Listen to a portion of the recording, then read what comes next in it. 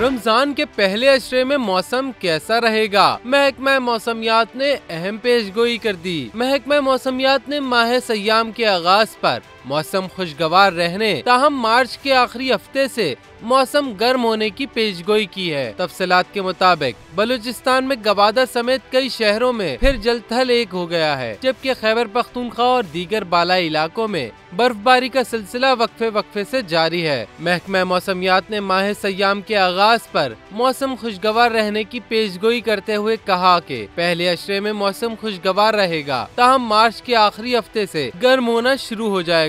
दूसरी जानिब मगरिबी हवाओं का नया सिलसिला बलूचिस्तान में दाखिल हो गया है, जिससे मुल्क के बेशतर इलाकों में कहीं हल्की तो कहीं तेज बारिश का इम्कान है।